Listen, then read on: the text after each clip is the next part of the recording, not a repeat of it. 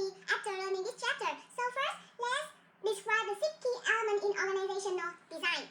So initially, what is organizational structure? Basically, it's the formal arrangement of jobs within an organization. So now we will find out about 6 key elements of organizational structure. So first, we will work on work specialization. Work specializations, also called divisions of labor, allows a manager to take complex tasks and break them down into smaller, more precise tasks that individual worker can complete. This is one example of work specializations. Like the first one will assemble the frame, the second one will add the sign, the third one will bank the product, the fourth will check that product is complete, and the final one will prepare the product to be shipped. So to move on, we will find out about departmentalization. This is the basics by which jobs are grouped together. So this is the means of departmentalizations. They are functional, that is grouping jobs by functions performed. We have product, that is grouping jobs by product life. Customer, that is we group job by type of customer and need. Geographic, that means we group jobs on the basis of territory or geography, and the last one is matrix, or we can call that process, that we grouping job on the basis of product or customer flow. Next, we will find out about the chain of command. So this is the line of authority extending from upper organizational level to lower levels, which clarify who reports to whom. So to understand the chain of the command, you have to understand 3 other important concepts, that is authorities. This is refers to the right inherent in a managerial positions to tell people what to do and do expect them to do it. Managers in the chain of command had authority to do their job of coordinating and overseeing the work of others. And the second one is responsibility. This is when managers use their authority to assign work to employees. Those employees take on an obligations to perform those assigned duties. Now we will move to the span of control. This is the number of employees a manager can effectively and efficiently manage. Determining the span of control is important because to a large degree it determines the number of levels and managers in an organization. On this part, we will find out about the relationship between centralization and decentralization. So centralization is the degree to which decision making is concentrated at upper level of the organizations, and decentralization is the degree to which lower level employees provide input or actually make decisions. So last but not least, we will find out about formalization.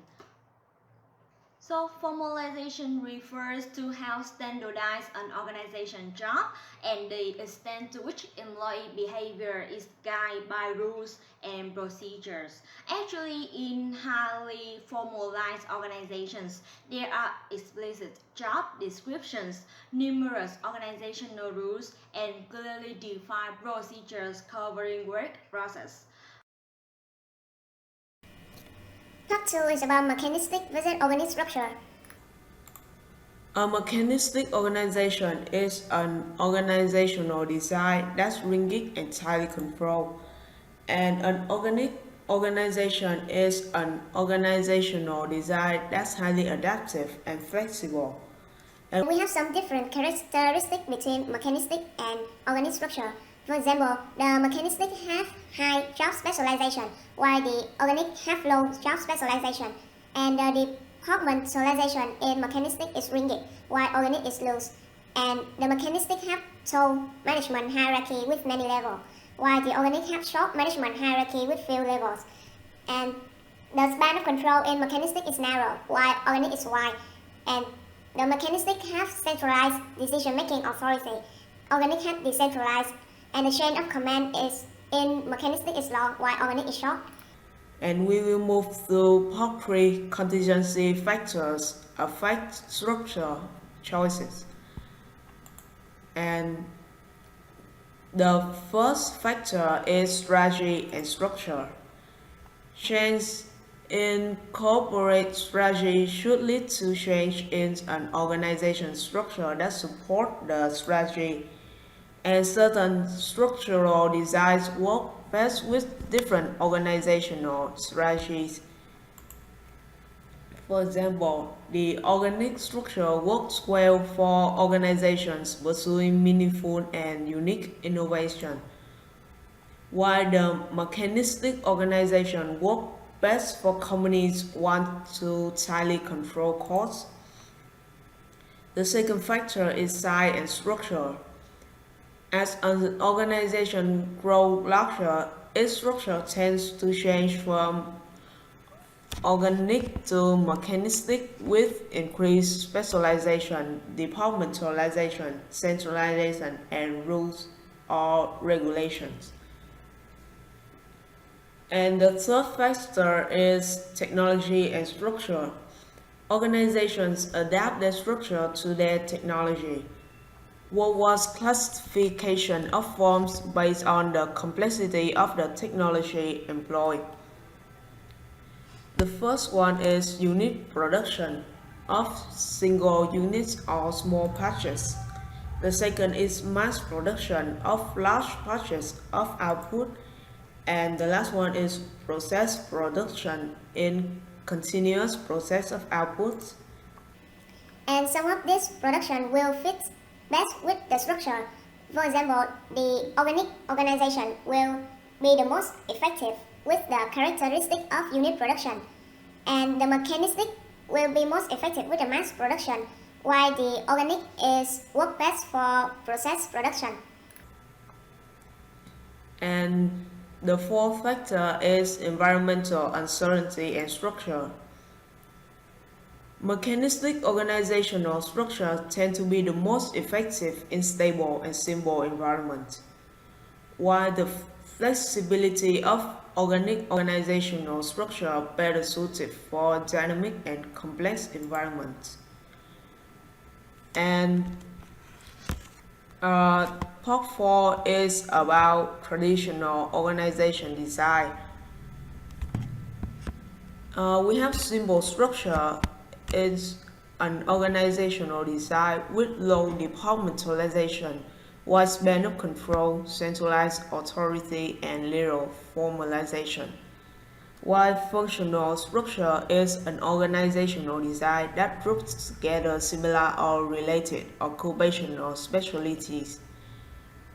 Divisional structure is an organizational structure made up of separate semi-autonomous units or division. And each structure will have the strength and the weakness. Like the simple structure will have the strength of fast, flexible, inexpensive to maintain, and clear accountability. And it, on the other hand, is not appropriate as an organization draws reliance on one person is risky.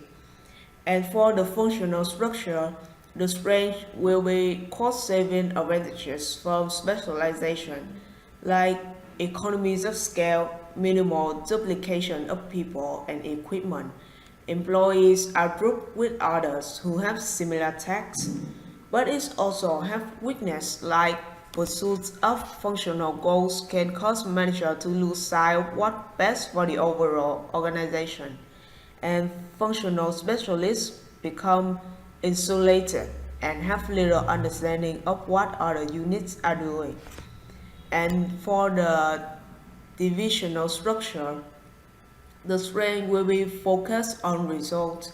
Division manager are responsible for what happened to their products and services. But it also have the weakness of duplication of activities and resources, increase costs and also reduce efficiency.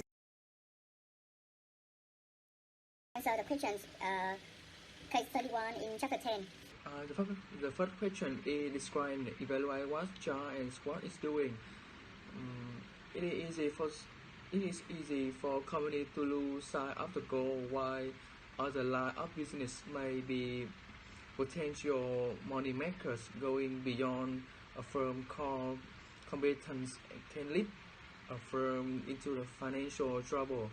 In this case, Charles Watt has stayed true to its primary business, making stock trade for the investor who make their own financial decisions.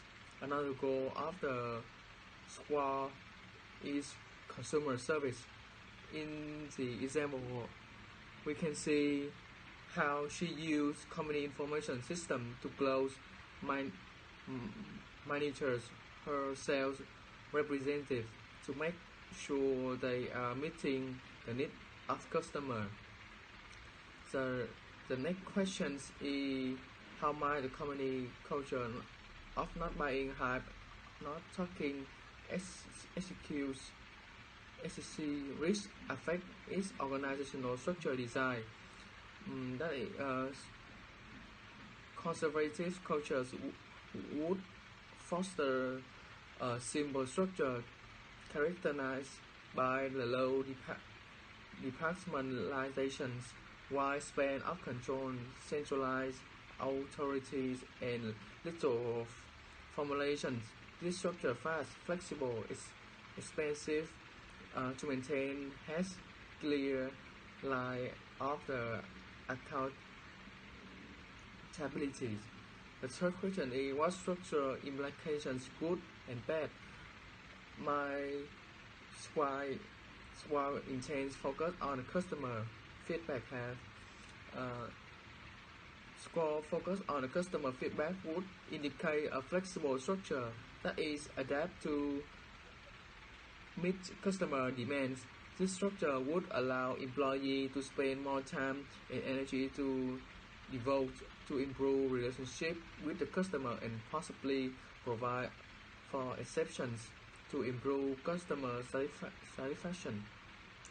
On the other hand, building strong customer relationships takes time and money.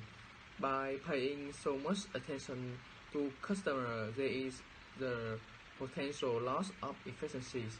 That's why has to maintain to keep stock transaction low. Do you think this agreement would work for other type of organization? Why not? This type of customer focus not work well for a firm that operate on that things machines. For example, manufacturing firm that operate in the maturity phase of the industry life cycle focus on keeping growth. In the last part of chapter 10, it's about a new kind of treasures. First, the new approach is to transfer responsibility of unnecessary tasks to the third party so as to have more time for the specialized tasks. By doing this, employees could save a lot of time, approximately 65,000 working hours just by one magical transferring link and maximize their specialized performance. However, depending much on technology and utilities is very potentially risky because of technological errors or classification leaked by hackers who are working for other competitors. For this innovative approach, both efficacy and effectiveness of the work specialization and departmentalization may increase significantly. But there would be less centralization and formalization in a company when the task is transferred horizontally rather than vertically. Therefore, they are not strongly influenced but upper managers. Actually, it's very hard to consider such an arrangement whether suitable for many other kinds of organization. In fact, this has to rely on three particular traits: characteristic of work and organizational goal, characteristic of employment, and characteristic of technology. Organizational structure is the formal arrangement of job within an organization. When the manager decides to change or to develop the structures, they must be engaged in organizational design. The prior challenge of the top manager is to design an organization that allows to both effectively do their work. Just all.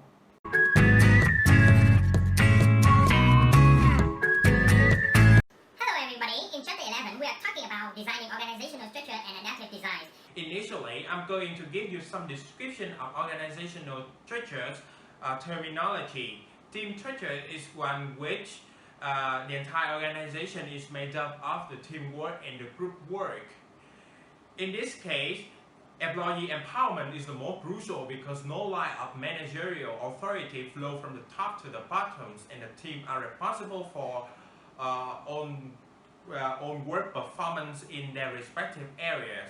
Take example of the global companies from the different fields, such as the Boeing, Louis Vuitton, Amazon extensively use the team orientation to improve the productivity. Master structures assign specialists from the different functional departments to work on projects led by the project managers. One unique aspect of this structure is a dual chains of command that employees have to distinctively managers. The first one is the manager, functional area manager, who responsibility for employees' salary, promotion, recommendation, and another one is just emphasize on the project's goal and achievement. Project structures means that employees just working on the projects, and the parallel organizations is not defined by or limited to the artificial horizontal, vertical, and external boundaries. It includes virtual and network types of organizations. The advantages of these structures is highly flexible, responsive, and utilize the talent wherever it's found. And disadvantages: lack of controls and communication difficulties. Learning structures in which employees constantly acquire, share, and apply new knowledge. Positively, is sharing the knowledge through the organization and sustainable source of competitive advantage. Negatively, the large number of experienced people on the verge of retiring.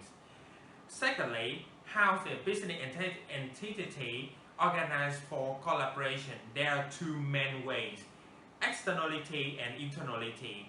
Internal collaboration among employees is needed for more coordinated and integrated work effort. It consists of three more popular types: cross-functional team, task forces, community of practice. And the external collaborative option is interpreted that the cooperation with the outsiders, such as the customer, advisors, partners, benefits the organization. And it has two types. The first one is the integrated strategies, and the second one is a strategic partnership. And thirdly, flexible strategic arrangement give the organization flexibility to deploy employees when and where they are needed.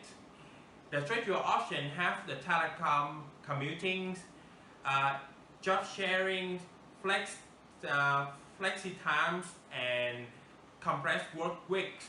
Just all. Hello everyone, I will present the chapter 11 with the learning object 4 and 5. First, that is the consequent workforce. Consequent workforce, it has in that it has consequent workers. That is temporary freelance or contract worker whose employment is contingent or demand for their service. Some are now referring to this worker as the independent worker force, since there's no dependent relationship between worker and organizations.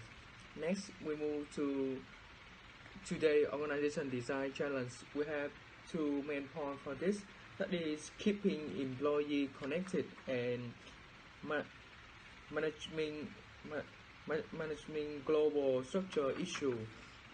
First, that is keeping employee connected. That is mobile. Uh, we know that mobile computing and communication technologies have given organizations and employees ways to stay connected with each other and to be more productive. For example, that is email, calendars, wireless network, corporate debate, and video conference or webcams. Next, that is managing global structure issue. When designing or charging structure, manager may need to think about the cultural implications of the certain design implement. Moreover, formalization may be more important in less economically developed countries and less important in more economic developed countries where employees may have higher level through professional education skill. So for the case study 1, it is all about the organizational structure of the Yahoo company. The first questions. Yahoo New Work Initiative was the company's new CEO Mary Sam Mayer idea back in June 2013. All Yahoo employees who work remotely had to come back to the office. I believe that this had to be an all or nothing proposition. Yahoo at this point was behind in performance compared to other competitors in their industry such as Google, Facebook, or Twitter. Since Yahoo has not been performing on top of their industry, their employees were demoralized and started doing as little work as needed. The CEO Mary Sam Mayer noticed this lack of work ethic from the remote workers. The only way for Yahoo to catch up and compete with their competitors, they need to be all in and working their hardest, and I believe that it can only be accomplished by being at a physical office, because working remotely obviously has not been working for them. Question 2. I think that managers can assure that there is a good means of communications with their employees. They can look for organizational design with efficient and effective, flexible work arrangement. Moreover, they can use options such as telecommuting, compressed work weeks, flex time, job sharing, and continent workers.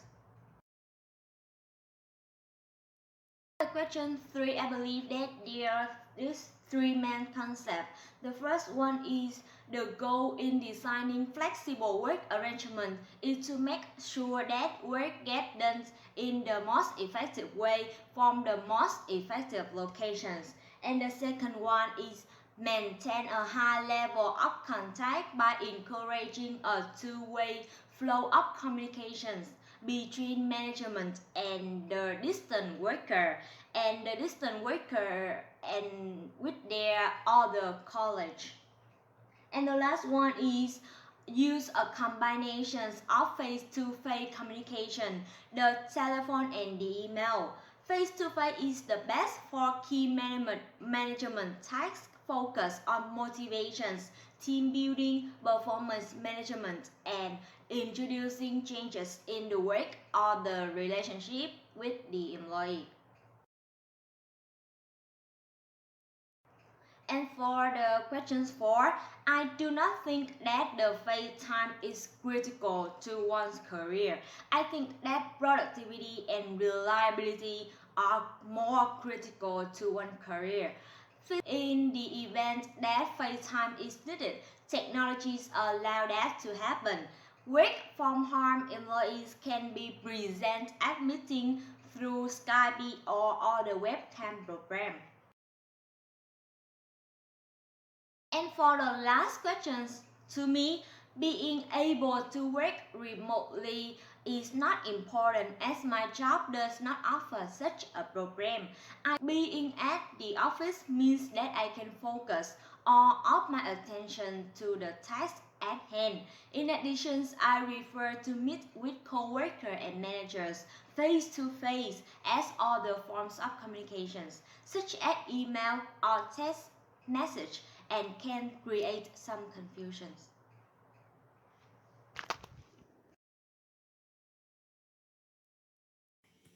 Case 2 is about organizational volunteers. And to summarize, volunteers not only work for charity, but they also volunteer to work for a profit company. And business takes advantage of the term volunteer to make customers perform specialized work tasks for free.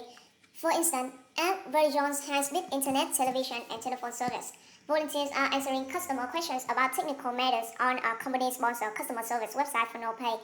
And Stuntness is happy with how it's gone, since it has been extremely useful and cost-efficient.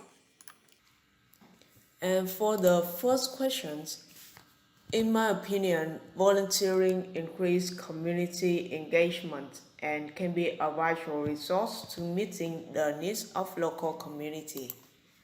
And local people are more invested and dedicated to their community because they have a personal interest.